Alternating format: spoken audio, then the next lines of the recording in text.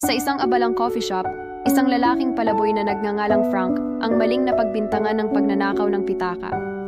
Isang mayamang lalaki ang mariing iginiit na kanya iyon sa kabila ng pagsusumamo ni Frank. Sa gitna ng panghuhusga, ng lahat, isang mabuting loob na babae, si Nicole, ang lumapit upang tumulong, pinatunayan niyang may kabutihan pa rin sa mundo. Ngunit may sarili ring pagsubok si Nicole. Lumipad siya patungong LA para sa isang napakagandang oportunidad sa trabaho, ngunit hindi siya sinipot ng recruiter. Sa kaunting perang natira sa kanya, tila nawawalan na siya ng pag-asa. Pero sa kabila ng kanyang pinagdadaanan, gumawa siya ng isang makataong desisyon. Ibinigay niya halos lahat ng natitira niyang pera kay Frank matapos niyang malaman na idodonate pala ito sa isang charity bilang paggunita sa yumaong asawa nito.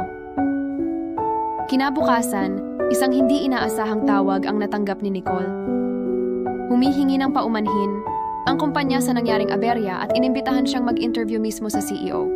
Sa kanyang pagdating, nakilala niya si Kevin, isa pang aplikante. Punong-puno ng kumpiyansa at kayabangan, ipinagmamalaki ni Kevin na tumulong siya sa isang palaboy kamakailan. Ibinigay pa raw niya ang lahat ng pera niya rito. At dito nagsimula ang nakakagulat na revelasyon. Dumating ang CEO at walang iba, kundi si Frank mismo. Ang lalaking tinulungan ni Nicole ay hindi isang totoong palaboy, kundi ang mismong may-ari ng kumpanyang ina-applyan niya.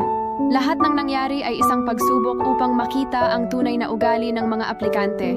Dito nabunyag ang tunay na magnanakaw, si Kevin. Hiyang-hiya ito, habang si Nicole naman ay binigyan ng trabahong karapat-dapat sa kanya. Ngunit may isa pang sorpresa si Frank.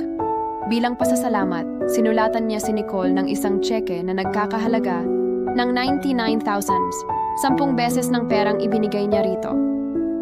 Subalit sa huling kilos ng kabutihang loob, tinanggihan ito ni Nicole at iminungkahi na idonate na lamang ang pera.